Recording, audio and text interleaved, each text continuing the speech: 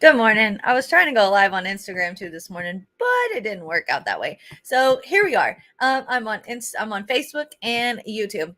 Good morning. Good morning. Happy Friday. I wanted to check in with you guys. I had some things on my mind and I just want to talk about it. It's going to be beautiful today. It's about 75 degrees here where we live and it feels like spring. So I wanted to talk about growing, right? Spring is a time of growth, of course. I have had my energy this morning. I have professional development for my other job this after the pretty much all day today on the computer. So I had to get me some energy pumping through my system and I am ready to go. So I hope you guys are having a wonderful morning so far. And I just wanted to kind of give you some words of wisdom and just kind of talk to you about a couple things and get your mind moving in the right direction before we have a weekend. So listen, you grow out of your situation. Not everyone's going to grow with you. And that's just because because they choose not to grow with you.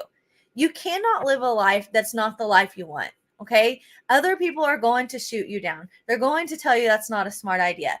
Listen, my whole life I wanted to be a teacher. Okay. From a little bitty teeny tiny age, I wanted to be a teacher. That was what I wanted to do. I would go to my grandma's house and I would probably use a whole ream of paper through the weekend because I would get on there and I would find these worksheets and I would print these things and I would use permanent marker to act like I was grading it and all of the things, right?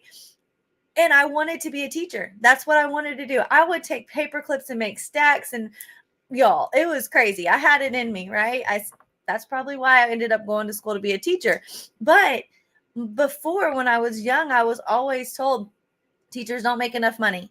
Teachers don't make enough money. Why do you want to be a teacher? You're never going to be able to survive on a teacher salary. Do something in the medical field. Do something in the medical field. So I was young and I listened, and that's fine because all the people telling me that thought they had my best interest at heart, and they did have my best interest at heart, but it's not what I wanted to do. And so what happened was I went to school and I did something in the medical field and I dropped out. And then I went back to school and I did something in the medical field and I dropped out. Okay. Did that several times. And then I finally, about the age of 22, 23, I went back to school in the medical field, but I didn't drop out. I changed my major. And when I changed my major, changed it to education. And I realized that this is where I really wanted to be. Now, life has thrown me crazy curveballs and I've been in and out of education. I still am in insurance, but within the insurance industry, I educate people on how you can use these tools, how you can use these products. Along with that, now I'm back in education and I work at a virtual school doing special education paperwork, which I love. But the point is my whole life I had said I wanted to be a teacher. And for so long, I fought that doing other things. I was always trying to do other things. I was always trying to do something in the medical field. And I was never, ever successful at it because it wasn't what was fit for me. And so there becomes a time in your life where your surroundings start to feel like they're too tight, like a pair of shoes that just don't fit anymore. You've grown out of it. And that was where I was at when I changed my major to education, is that I had grown out of the situation I kept trying to put myself in. Really and truly, that situation was never fit for me. Those shoes never even fit me, which is why I was never successful at it. Because in the world of education, I am successful. I have a master's degree. I've started my doctoral degree. I'm taking a break, but I'm going to go back and do that eventually. And in those courses, I made A's. I had honors. I had all these other things because I was doing something that was fit for me. And so many times in our life, we don't do what's fit for us. Okay. Growth is inevitable. And sometimes we're going to outgrow situations, but we fight it because we're scared. We fight it because we think that, what if I fail? What if I fail? What if I fail? What if I fail? Well, are you already failing at what you're doing now? Maybe you have a little bit of success, but are you really successful? Or are you just kind of getting by? There's a huge difference in getting by and being successful. And so you have to really stop and think about that. And the other thing that really influences is the people around us. Okay. The people around us make us choose different things and do different things because we're listening to them. And that's fine. Find people that you can listen to, but find people that aren't going to steer you away from what you truly think you want to do. People who once walked beside me the ones that walked beside me at one point aren't always there anymore. And that's okay, because everyone has their own journey. And there's going to be times in life that you're just going to grow out of those people. You're going to grow out of the situation. You're going to grow out of the people. The beauty of growth is something that's totally personal.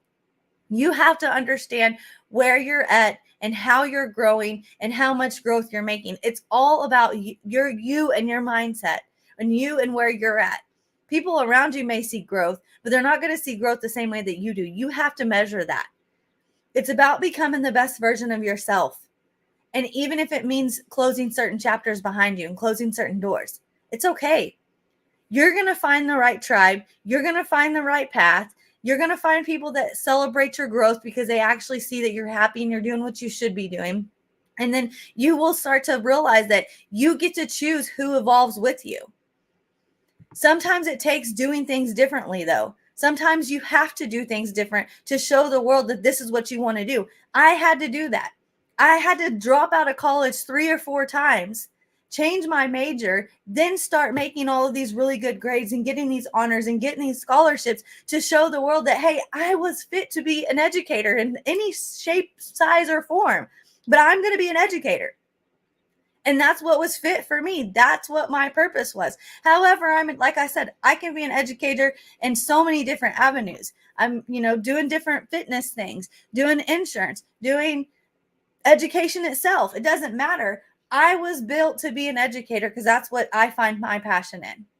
So you have to put your plan in action so the world can see it come into play. And then once you do that, it's like the light bulb goes off in their head and they're like, oh, that makes sense. They should have probably been doing that their whole life. But here's the deal. Don't be afraid to outgrow your situations that no longer serve your well-being. It's okay. It's not about leaving people behind. It's about choosing a path that aligns to your authentic self. So you have to enjoy the growth. You have to enjoy the journey, and you're not leaving anyone behind. You're simply making room for what's meant for you. Your life is, like I said, it's like a shoe, and there's only so many things that can fit into it. And so you have to make room for what's actually meant for your life. Sometimes you have to outgrow the old you to become the best version of the new you. So that's what I have for you today. I hope that helps you today. I hope that gets your mind in the right time, or the mind in the right direction, and get you going and motivate you this Friday. I hope you have a wonderful weekend, and I will see you guys next week.